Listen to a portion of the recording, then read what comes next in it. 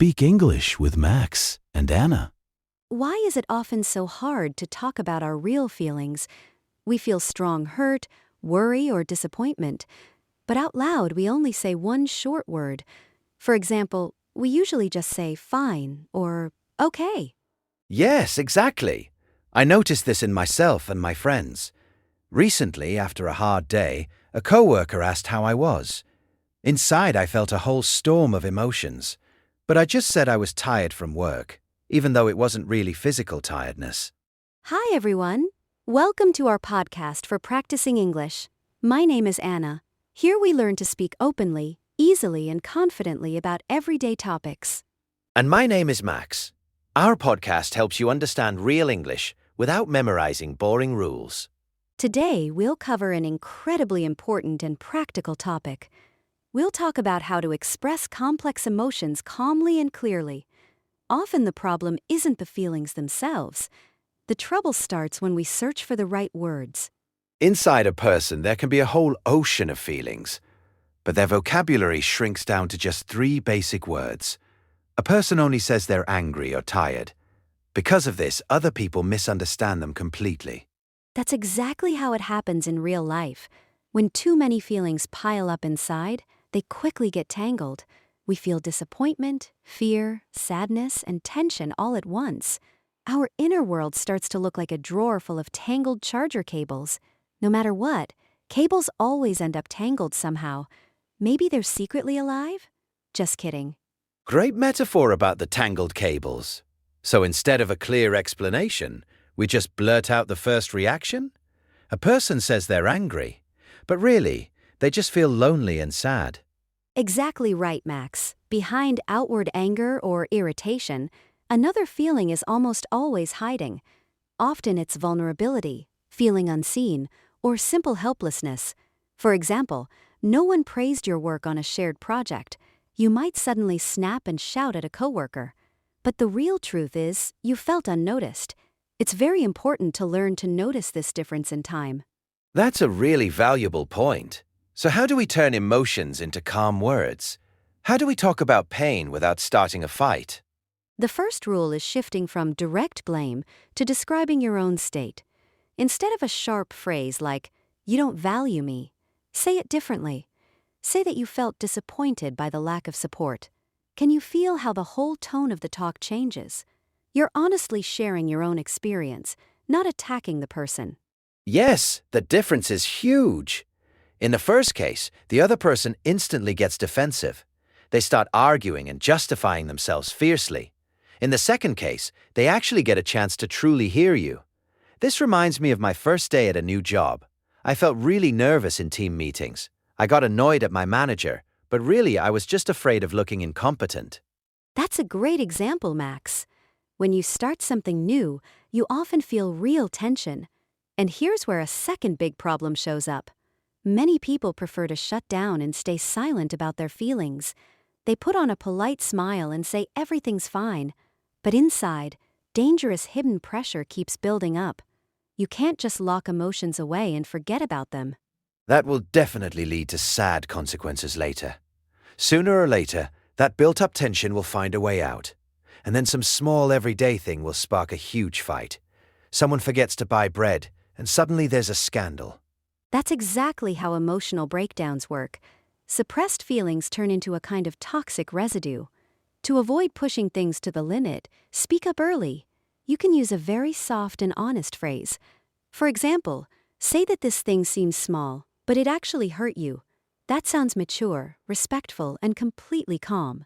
A phrase like that really helps diffuse tension in time. But what if the other person dismisses your honest words? For example, they say you're overreacting to nothing. That's a really unpleasant moment for anyone. In that situation, a person starts doubting their own judgment. But someone else's coldness doesn't erase your real feelings. You don't need to raise your voice to prove you're right. It's much more useful to stay firm and speak calmly. Say that you see things differently, but this is truly how you feel. Ask the person not to dismiss your words, but simply listen. So the main point is not to start a war of blame? We just calmly stay focused on our own feelings. Exactly. We calmly protect our own emotional space. But there's another side to this kind of communication. We also need to learn to listen closely to others. When someone close shares their pain, don't rush to give advice. Don't jump in with ready-made lectures. Often a person just needs understanding and warm support. Oh, that's a mistake I make a lot with friends. I immediately start listing a detailed action plan. I try to solve their problem like a task, giving advice nobody asked for. But all they really needed was a little attention. Yes, it's really useful to just ask them directly. Ask if they want advice or just want you to listen. This simple question builds real trust between people. But it's also important to remember another side of emotional maturity. Being open doesn't mean pouring your heart out to everyone you meet. It's important to know clearly who deserves your trust and how much. I completely agree with you. Sometimes a coworker just casually asks how you're doing, and a person dumps their entire emotional history on them. Do they even want that? Healthy personal boundaries matter here too. Absolutely. A mature person knows how to gently set a safe distance. If you're not ready to open up right now, just say so. You can say you appreciate their interest, but you'll answer later. Boundaries aren't like cold stone walls covered in barbed wire.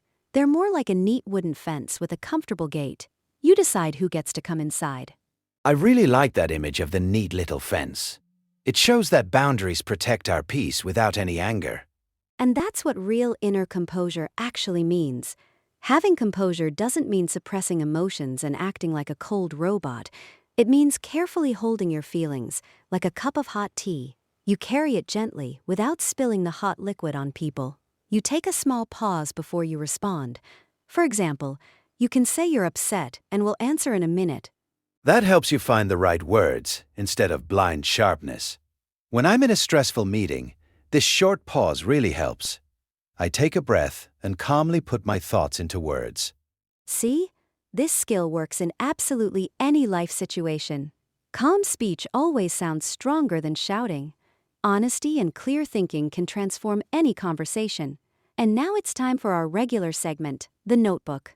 Today we'll pick out 3 important words from our talk. They'll help you express your thoughts more precisely in English.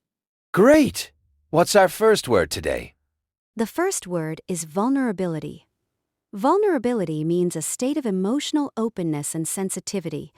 It's the ability to show your weaknesses and feelings without fear. It's not a sign of weakness, but real courage. A very precise and beautiful concept. And what's the second word? The second word is exhaustion. Exhaustion means a state of extreme tiredness, with no strength or energy left. In this state, it's hard to talk or make decisions. It's a signal that you need proper rest. It's really important to speak up about that state in time. And what's the third word? The third word is composure. Composure means being able to stay calm and steady in a hard moment. It's the ability to pause instead of reacting sharply. Wonderful words. They help us understand ourselves better and build a real dialogue. In the next episode, we'll cover a completely different, practical topic.